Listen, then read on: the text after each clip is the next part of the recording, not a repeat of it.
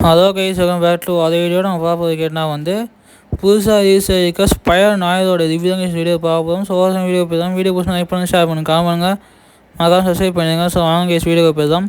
First neutral, positive, negative பார்த்துதான் guys. இது Spiderman பற்றி ஒரு கதை கிடையாது.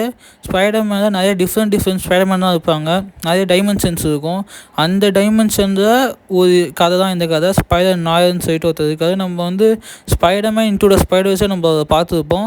ஸோ அவருக்கான ஒரு பக்காவான ஒரு பேக் ஸ்டோரி, அவருக்கான கரெக்டான வில்லன், அவரோட பவர் என்ன, அவரோட வீக்னஸ் என்ன, எல்லா ஸ்பைடர்மேனுக்கும் ஒரே வார்த்தை தான், ரெஸ்பான்சிபிலிட்டி.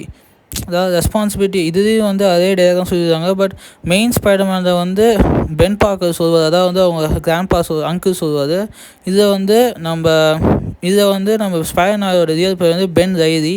ஸோ அவங்களோட ஒய்ஃப் தான் சொல்லுவாங்க, கிரேட் பவர் கம் கிரேட் ரெஸ்பான்சிபிலிட்டின்னு சொல்லிட்டு. அந்த வார்த்தை எல்லா ஸ்பைடர்மேனுக்கும் ஒரே மாதிரி தான் இருக்கும்.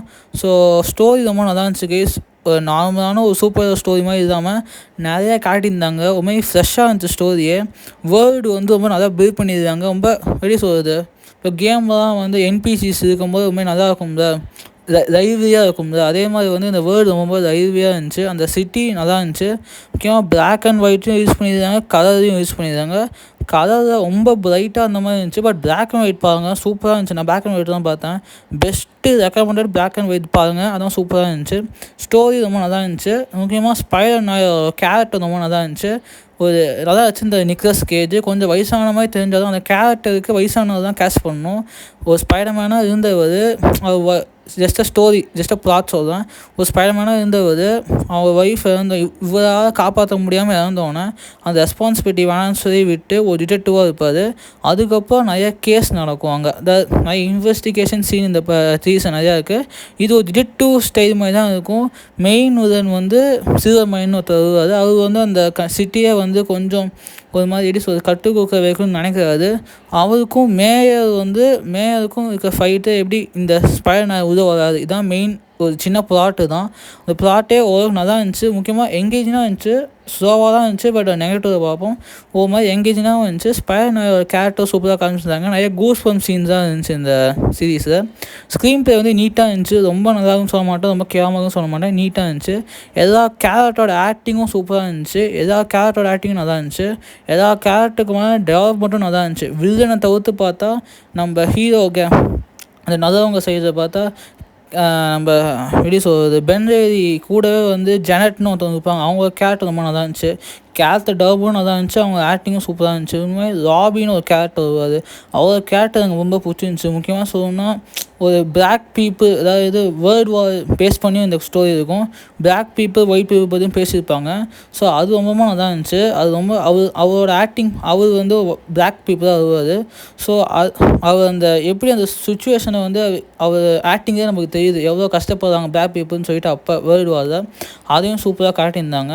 முக்கியமாக ஏதாவது ஒரு கேரக்டர் இருந்தாலும் சரி, இந்த ஜெனட், ராபி, பென் ரைலி, அப்புறம் கேனட்னு, அதாவது எப்படி சொல்கிறது, கேட் ஹார்டி, அவங்க ஒரு கேரக்டர் ரொம்ப டிஃப்ரெண்ட்டாக இருந்துச்சு. ஒரு மாதிரி ப்ரிஜெக்டே பண்ண முடியல. ஒரு மாதிரி கிரே ஷேட் கேரக்டர் தான் அவங்க. பட் லாஸ்ட்டாக ஒரு நல்லா கேரக்டர் தான் முடிச்சாங்க. வில்லனோட கேரக்டர் ஸ்க்ரீன் ப்ரெசன்ஸ் தான் நல்லா இருந்துச்சு. பட்டு ஸ்டோரி இன்னும் அவங்க நல்லா எழுதிக்கிறாமோ, சில்வர் மைண்டுக்கானாலும் சரி, நிறைய பேருக்கு ஸ்டோரி இன்னும் டெப்த்தாக இல்லை, இன்னும் நல்லா பண்ணியிருக்காமோன்னு தோணுச்சு. முக்கியமாக பார்த்தா நெகட்டிவ் வந்தோன்னா உண்மை கொஞ்சம் ஸ்லோவாக அந்த மாதிரி இருந்துச்சு சீரீஸு.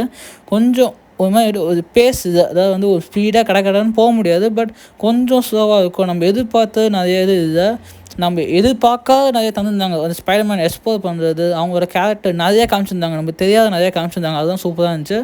பட் இன்னும் கொஞ்சம் ஸ்பீட் ஏற்றிருக்காமோன்னு தோணுச்சு. கொஞ்சம் ஸ்லோவாக தான் இருக்கும். நெக்ஸ்ட்டு வில்லனுக்கான கேரக்டர் யாருக்குமே ஒழுங்காக எழுத, அந்த சில்வர் மைண்டாக இருந்தாலும் சரி, ஒருத்தர் தண்டர் எப்படி சொல்கிறது, எலக்ட்ரோ மாதிரி ஒருத்தர் வருவார், பட் அவர் எலக்ட்ரோ கிடையாது. சாண்ட்மேன் மாதிரி ஒருத்தர் வருவார், அவர் சாண்ட்மேன் கிடையாது. ஸோ இந்த மாதிரி ஒரு ஹல்க் மாதிரி ஒருத்தர் வருவார். யாருக்குமே ஒழுங்கான கேரக்டர் டெவலப்மெண்ட் எழுதப்படுது. அவங்களோட ஸ்க்ரீன் ப்ரெசன்ஸ் தான் நல்லா இருந்துச்சு. முக்கியமாக அந்த சில்வர் மைண்ட் ஒரு மிகப்பெரிய ஒரு டான், அந்த டான் ஃபீலை தருது. முக்கியமாக சொல்ல போகணுன்னா ஒரு மாதிரி சட்டிலாக முடிச்சிட்டாங்க. ஃபினாலே எனக்கு பிடிச்சிருந்துச்சி. ஒரு மாதிரி நல்லா சூப்பராகவே இருந்துச்சு. நிறையா ஒரு மாதிரி காமெடியாக இருந்துச்சு ஃபினாலே. பட் ஒரு பேங்கராக இல்லை. பட் நல்லா இருந்துச்சு. ஃபினாலே ரொம்ப நல்லா இருந்துச்சு. முக்கியமாக 8 episode series. I think so ஒரு எபிசோடு வந்து 45 மினிட்ஸ் நினைக்கிறேன். சில இடத்துல போர் அடிக்கலாம். பட் ஓரளவுக்கு நல்லா இருந்துச்சு. ஸ்பைடர்மேன் ஃபேன்ஸுக்கு ஒரு தீனி தான் இது. எல்லாமே சூப்பராக இருந்துச்சு. என்னோடய ரேட்டிங் வந்து 5க்கு 3.75 தருவேன். எனக்கு ரொம்ப பிடிச்சிருந்துச்சி. எனக்கு பர்சனலாக பிடிச்சிருந்துச்சி. பர்சனலாக எனக்கு ரொம்ப பிடிச்சிருந்துச்சி. அதனால் நான் 3.5 தரேன். இது ஒரு எப்படி சொல்கிறது, ஒரு குட் சீரீஸ். ட்ரை பண்ணாதவங்க ட்ரை பண்ணி பாருங்கள். ப்ரைம் வீடியோவில் இருக்குது. ஸோ இந்த வீடியோ பிடிச்சினா லைக் பண்ணுங்கள், ஷேர் பண்ணுங்கள், மக்கள் சப்ஸ்கிரைப் பண்ணிடுங்க. So bye guys bye. முக்கியமாக கதை ட்ரை பண்ணதோட பேக் அண்ட் வெயிட்டை ட்ரை பண்ணி பாருங்கள். இன்னும் நல்லாயிருக்கும். அந்த வேர்டு செம்மையாக இருக்கும் பார்க்குறதுக்கே. So bye case.